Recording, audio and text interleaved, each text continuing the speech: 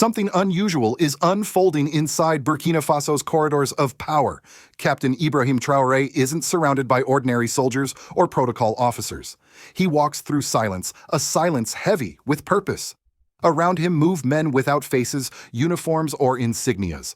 They don't salute, they don't speak, they don't even look at the cameras, and yet their presence bends the air like heat above desert sand. They call them the Invisible Guardians, the men who protect not only the life of Captain Traoré, but the survival of an idea. In a nation that has known betrayal faster than bullets, these guards have become living symbols of loyalty engineered in fire. Every step the captain takes is tested twice, once by intelligence and once by instinct. Every window, every reflection, every silence is measured. To outsiders, it looks like paranoia. But to those who remember the ghosts of Thomas Sankara and Muammar Gaddafi, it is simply survival.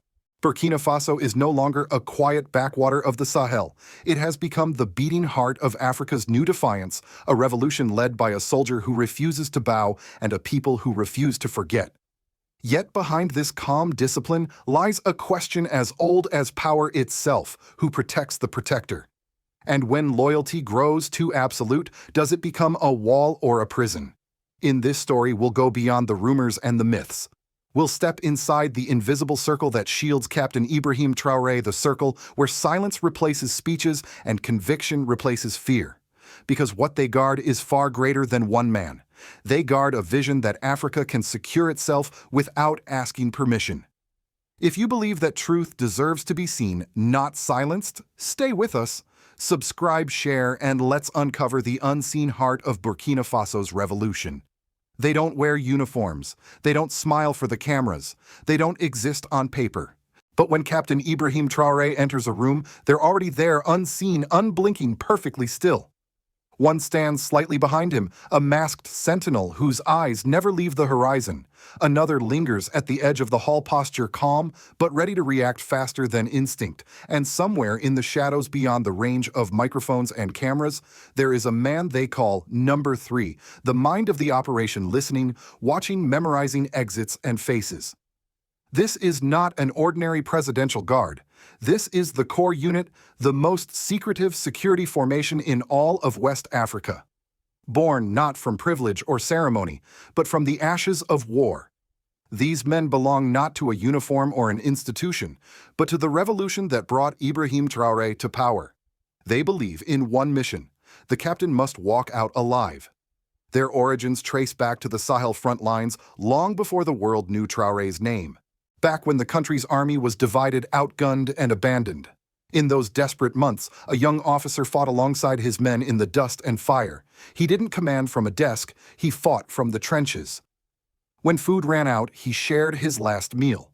When ammunition was scarce, he carried extra rounds for those too weak to move. Those memories of hunger, heat, and survival became the foundation of loyalty that no bribe could ever buy. Years later, when he rose to power, Traoré didn't summon generals or diplomats. He called back the men who had stood beside him when hope was a luxury, the sniper from the north who had once been left for dead, the communications officer who refused a foreign bribe, the scouts who'd marched barefoot through minefields to save villages from extremists. Each one carried scars that told the same story: they had already died once for Burkina Faso. Now they would live only for its rebirth. Their creed is simple loyalty, proven by endurance, not rank. Every new recruit is tested not by drills, but by truth. The captain's only question is the same: what would you protect first, my life or my mission? Those who answer your life are dismissed immediately. Because this unit isn't designed to protect a man. It exists to protect a purpose. To understand them, you must understand the philosophy that forged them. In a region where loyalty is often transactional and coups are routine, Traoré needed something purer, a circle of believers. Their world runs on precision and discipline. Every route the captain takes is rehearsed twice, once by intelligence, once by instinct. Each meeting is mapped by timing, distance, light, and even sound reflection. Their methods mirror mathematics more than military routine. Everything is calculated to ensure one result: the captain walks in, the captain walks out. They train in isolation far from the capital in the dust of the Sahel. Live fire drills, night infiltration, drone evasion, counter-sniper tactics, all based on real coup scenarios. There are no photos, no footage, no leaks.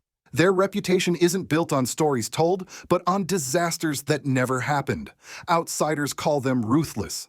But inside Burkina Faso, they are seen as the backbone of the new order, living proof that African sovereignty doesn't need imported protection. Every time Traoré steps into a crowd without fear, every time a convoy passes safely through contested territory, their silence speaks. They are the reason the revolution breathes. To them, protection isn't an act. It's a philosophy, one that sees power not as dominance, but as survival. They know the weight of history, that Sankara was betrayed by a friend, that Gaddafi's guard broke ranks, that every reformer in Africa eventually fell not to foreign invasion, but to hands once trusted. That memory lives in every breath they take. And so they move like shadows, unseen, uncelebrated, but utterly indispensable. They are not guarding Ibrahim Traoré. They are guarding the dream he dared to make real. Before dawn, they begin. In a small, unmarked compound outside Ouagadougou, the air vibrates with the rhythm of discipline. No speeches, no shouting, only movement, precise, synchronized, silent. This is where Captain Ibrahim Traoré's invisible guardians train for a war that most people never see. They call it the Horizon File. Every morning, the team reviews not what happened yesterday, but what might happen tomorrow. It's not about the next 24 hours. It's about the next 72. Who spoke to whom? Which officer hesitated before saluting? Which convoy changed route at the last minute? In their world, danger doesn't announce itself. It whispers through tone, timing, and the silence between words. Each man has his domain. The masked sentinel studies proximity, the air, the pulse, the shift in breath. He reads nervous energy like others read maps. A tremor in the hand, a twitch of the eye, a smile that doesn't reach the eyes, all are signals. Gaddafi commands the kinetic layer, reaction, engagement, extraction. His sub-team drills constantly, adapting tactics not for urban streets, but for dust, heat, and chaos. They can shift from escort to battle in less than 5 seconds. And number 3, the ghost in the network controls information itself. He tracks the movement of whispers, the soldier who lingers too long in a bar, the banker who cancels a meeting, the foreign diplomat whose tone changes in coded messages. Every pattern matters. Together they turn anticipation into survival. Their belief is simple but ruthless. Coups don't begin with bullets. They begin with whispers. That doctrine has reshaped Burkina Faso's internal security. While Western nations rely on drone software and surveillance, Traoré's system runs on human intuition, on the kind of reading of the soul that no machine can replicate. Where technology detects actions, his men detect intent. They are trained not to wait for betrayal, but to smell it before it takes form. Observers describe it as eerie, almost mystical. Plots dissolve before they even solidify. Conspiracies vanish into silence. And when Traoré walks into a public square surrounded by thousands, his calm isn't arrogance, it's calculation. Because by the time he steps into the light, his men have already walked the shadows. Still, such perfection comes with questions. Inside, the government ministers whisper that the captain's security circle has become a government of its own. They decide which reports reach him first, which faces enter his office, and which voices are considered safe. For them, proximity equals access, and access equals power. In a nation rebuilding itself, the line between protection and control begins to blur. International observers, especially from the West, see something else, a contradiction. To them, this model of loyalty feels like secrecy wrapped in fear. They call it militarized governance, a regime hiding behind silence. But within Burkina Faso, the narrative is different. To the people, these guards are proof that sovereignty is finally homegrown. For the first time, one Burkinabe journalist wrote, "Our leader is protected by his own, not by the French, not by foreign contractors, but by those who fought for this land." It's a paradox that defines Africa's awakening independence, defended by discipline and freedom guarded by silence. When Traoré appears on national television, the choreography is always the same. His words are brief, direct, unornamented. Behind him, the sentinel stands motionless. To the untrained eye, he's just a bodyguard. But to the people, he is the embodiment of vigilance, the human reminder that power without loyalty is a candle in the wind. And yet beneath the admiration, tension hums quietly. How much control is too much? Can loyalty that deep coexist with democracy that breathes even within Traoré's circle? That question lingers like smoke. Because the tighter the grip, the thinner the air. And every revolution that survives long enough must face its own reflection. When protection becomes perfect, does it begin to protect itself? The captain seems to know this danger. Those who've met him describe a man both guarded and aware, someone who understands that loyalty is fire. It warms, but it also burns. That's why, despite the whispers he still visits, soldiers still walks through crowds, still shakes hands with strangers. His courage isn't denial, it's defiance. And so, in the heart of West Africa, as sanctions tighten and threats multiply, one truth remains. Burkina Faso stands not because of walls or weapons, but because of the unseen men who built a philosophy out of loyalty and a revolution out of trust. Every revolution eventually meets its reflection. For Captain Ibrahim Traoré, that reflection is not in a mirror, it's in the eyes of the people he swore to protect. Across Burkina Faso, his invisible guard has become more than a security force. It is now a symbol of control, of stability, of both fear and faith. In markets, elders speak of the captain's safety as if it were a shared national duty. In cafes, students whisper about the men who never blink, debating whether their silence protects or isolates him. In the streets, people lower their voices when the convoy passes, not out of fear but reverence. They call it the silence of sovereignty. But silence, like loyalty, carries a double edge. The same system that keeps the captain safe also reshapes the relationship between power and the people. His guards decide who gets close, which journalists are allowed access, and which community leaders get an audience. They filter not only threats, but perception. And perception in politics is everything. Inside government circles, ministers have learned to measure every word. Some no longer speak directly to the captain. They send messages through intermediaries, afraid that even sincerity might be misread as disloyalty. The guard's authority, once invisible, now shapes the rhythm of governance. The tighter their protection, the narrower the corridor of truth. Still, the results are undeniable. Since the formation of this elite unit, coup attempts have vanished. Intelligence leaks have stopped. Even corruption probes have intensified because the same surveillance discipline once used for protection is now being applied to the bureaucracy itself. In a country long haunted by instability, that sense of order feels like oxygen. For the ordinary citizen, the effects are visible. Ouagadougou's nights are calmer. Soldiers no longer mutter about rebellion. The army, once a mosaic of divided loyalties, now speaks a single language discipline. But there's a price. Political debate has grown quieter. Opposition leaders tread carefully, often praising Traoré publicly while questioning him in private. Civil activists fear that criticism could be mistaken for sabotage. The paradox is painful. A nation protected so well, it begins to whisper instead of speak. And yet many Burkinabe defend it. They say that freedom means nothing if the country doesn't survive. "We lived through chaos," said one farmer in Kaya. "Now we sleep." For him and millions like him, security is not oppression, it is peace reborn. But outside the borders, Western analysts call it consolidation of power. They see echoes of past revolutions that hardened into control. They warn that loyalty, once total, can mutate into isolation, that a fortress built to keep out betrayal can also keep out truth. Their reports speak of controlled access, reduced media freedom, and militarization of governance.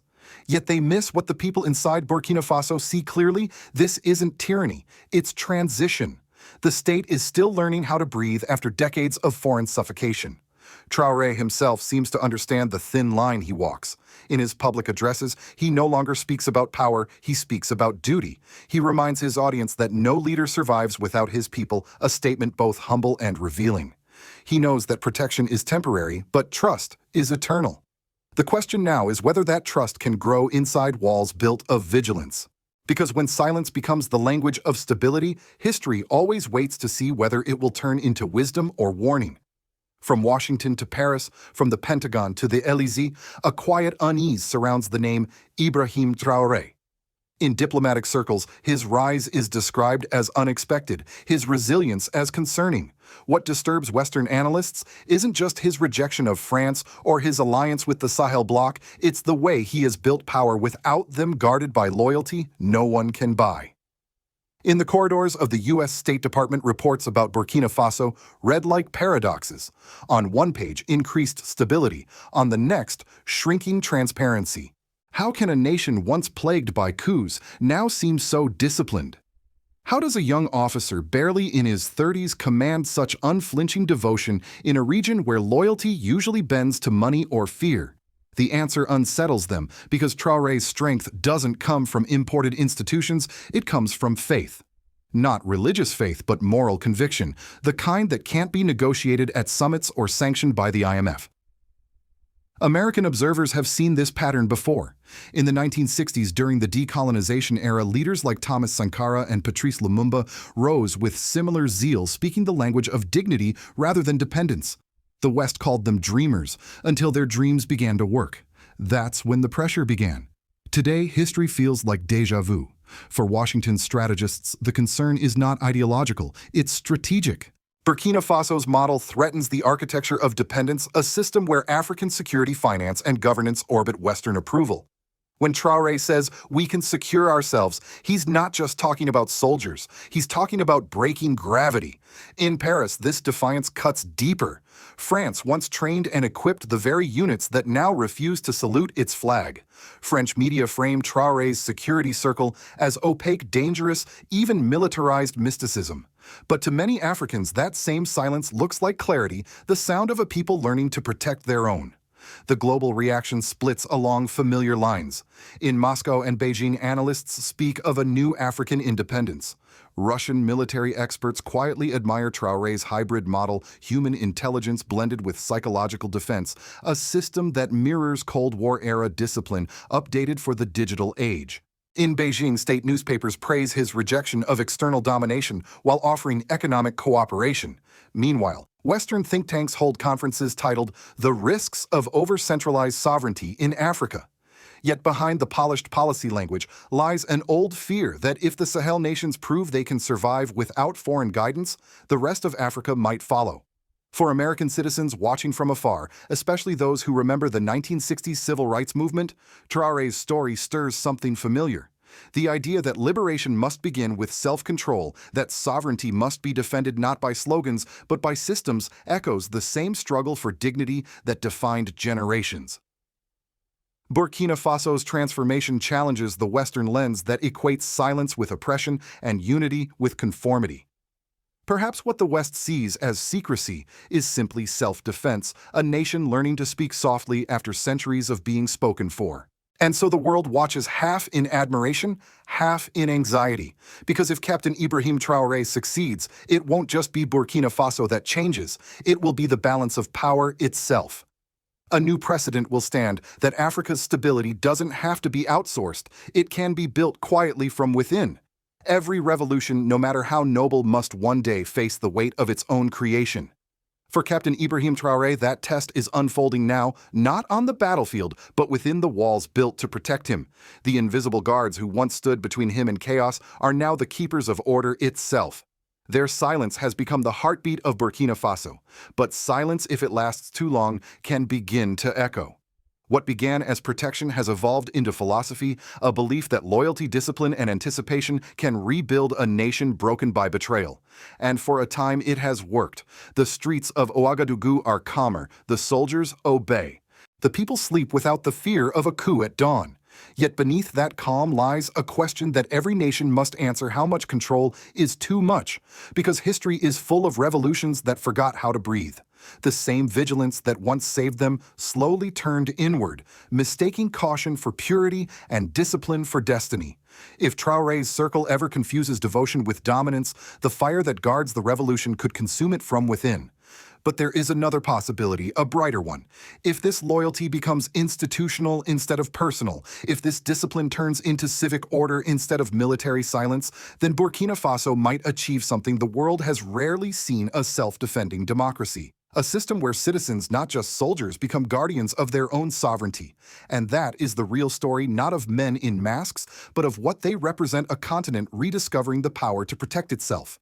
In the Sahel, where foreign bases once dictated safety, Africa is learning that stability can be built in its own image through faith, unity, and courage. For Americans watching from across the ocean, this story isn't just about Africa. It's a mirror. It asks us what loyalty means in our own societies, whether we still protect our ideals or only the people who claim to represent them.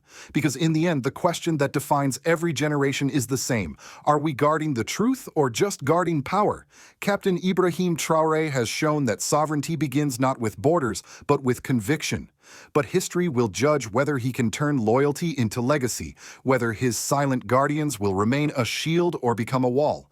If you believe that Africa's story deserves to be told with dignity and truth, please share this video. If you believe that President Ibrahim Traoré's revolution still carries hope for the continent, subscribe and stand with those who guard not just a leader but an idea. Because in the end, revolutions don't survive by fear, they survive by faith.